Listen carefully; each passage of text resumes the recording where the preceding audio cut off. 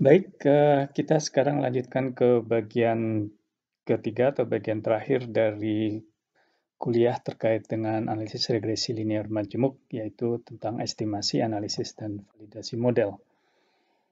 Sebenarnya di bagian pertama kita sudah melakukan proses estimasi, yaitu di mana kita mencari beta 0, menggunakan B0, beta 1, 1, dan seterusnya. Nah, cuma di sini kita akan melihat beberapa metode yang bisa digunakan untuk melakukan estimasi, atau mungkin istilah tepatnya pendekatan untuk melakukan estimasi. Yang di bagian pertama yang sudah kalian lakukan dengan Excel itu merupakan pendekatan confirmatory specification. Nanti kita lihat satu pendekatan lagi yang disebut dengan sequential search.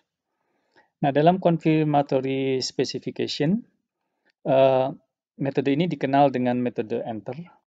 Kenapa? Karena setiap variabel dimasukkan ke dalam model. Ya, pada saat kalian mengestimasi model regresi IP, semua variabel yaitu jam belajar dan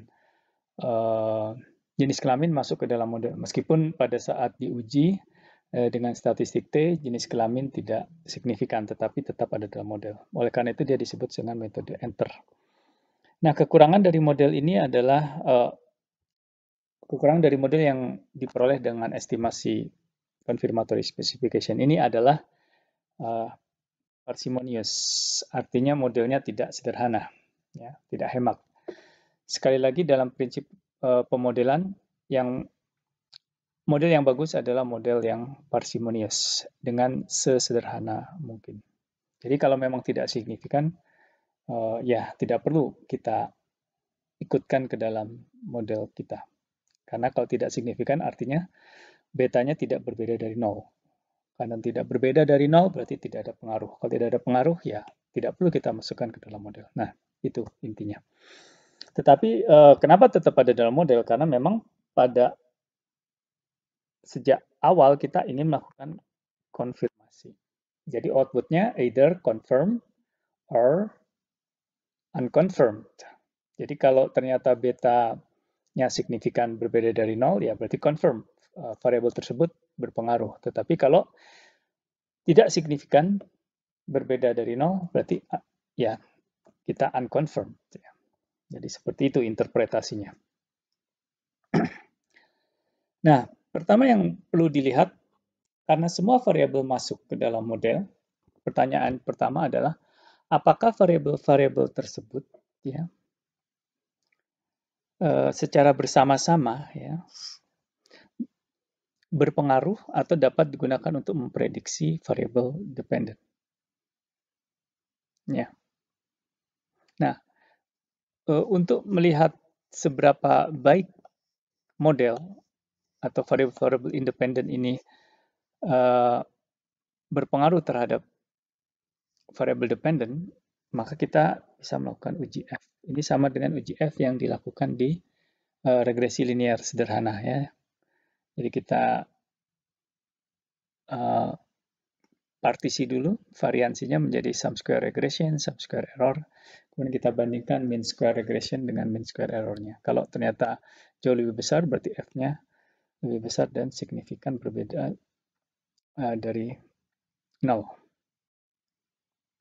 Nah, kalau ternyata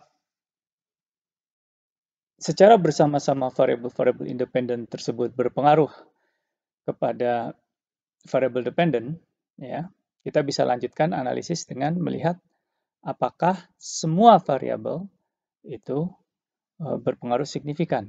Karena kalau bersama-sama ada pengaruh yang signifikan, belum tentu semua individu itu signifikan ya. Sebagai contoh, kalau ada sebuah kesebelasan ya, misalkan Persib lawan Real Madrid. Nah, Real Madrid satu orang ditaruh di bangku, saya masuk ke tim situ, tim Real Madrid, ya kemungkinan besar nggak ngaruh, masih menang lawan Persib, ya. Meskipun saya tidak berpengaruh signifikan terhadap kemenangannya. Analogi yang sama juga terjadi di sini. Jadi meskipun secara bersama-sama semua variabel independen itu signifikan melalui uji F, belum tentu secara individual semua variabel independen signifikan. Nah, jadi untuk menguji signifikansi dari masing-masing variabel independen, kita bisa melakukan uji T. Jadi sebenarnya tidak berbeda dengan pada saat kita melakukan analisis regresi linear sederhana. Cuma pada regresi linear sederhana karena hanya ada satu variabel independen, uji F dan uji T-nya pasti memberikan hasil yang sama. Kalau uji F-nya signifikan, uji T-nya signifikan. Tetapi kalau di sini karena ada banyak variabel independen, kalau uji F-nya signifikan, belum tentu semua variabel independen signifikan. Jadi masing-masing harus dilihat signifikansi dari T-nya. Ada satu kasus khusus, ini kasus ekstrim ya. Bisa terjadi model signifikan ya. Jadi F-nya signifikan. Tapi tidak ada satupun T yang signifikan.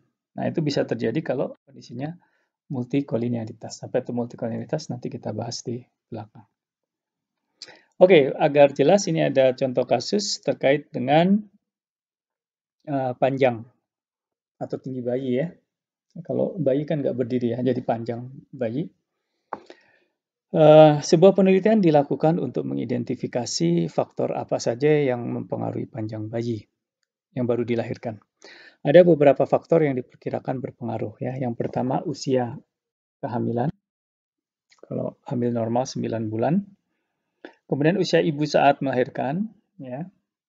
Apakah masih 20 tahun, 30 tahun, 40 tahun. Kemudian jumlah rokok yang dikonsumsi ibu, tinggi ibu dan tinggi ayah. Nah, jadi ingin diketahui dari 5 variabel ini atau faktor ini mana yang berpengaruh terhadap panjang bayi, tinggi bayi. Nah, untuk itu dikumpulkan 42 bayi yang baru lahir, kemudian dianalisis dengan regresi linear majemuk menggunakan metode confirmatory specification. Nah, jadi nanti kalian bisa lihat pasti semua 5 variabel ini akan keluar di model. Pertama kita lihat dulu signifikansi kelima variabel tersebut bersama-sama. Di sini F-nya cukup besar dan p-value-nya sangat kecil. Sehingga H0 ditolak atau H1 yang diterima kelima variabel secara bersama-sama berpengaruh terhadap panjang bayi. Nah, tapi seperti yang kita lihat tadi ya, kita punya 1, 2, 3, 4, 5 variabel independen. Ya, kalau kita lihat ternyata yang signifikan cuma ya. Jadi yang signifikan berpengaruh di sini adalah usia kehamilan, di mana pengaruhnya positif, karena satuannya minggu. Jika usianya bertambah seminggu ya, rata-rata panjangnya akan bertambah 0,2 inci, ya, ini panjang dalam inci. Nah, kemudian jumlah sigaret, jumlah rokok yang dihisap oleh si ibu per hari ternyata ini signifikan dan minus. Ya, jadi satu batang rokok ya rata-rata per hari membuat bayinya lebih pendek 0,02 inci ya. Jadi kalau 10 rokok per hari dia 0,2 inci lebih pendek dari bayi yang dilahirkan oleh ibu yang tidak merokok. Usia ibu pada saat melahirkan tidak signifikan ya. Kemudian tinggi ibu signifikan dan positif. Jadi semakin tinggi ibunya, maka bayi yang dilahirkan makin panjang, makin tinggi. Nah, yang menarik adalah tinggi ayah tidak berpengaruh. Ya, jadi meskipun ayahnya tinggi, bayi yang dilahirkan bisa pendek atau sebaliknya. Yang lebih berpengaruh adalah tinggi ibu.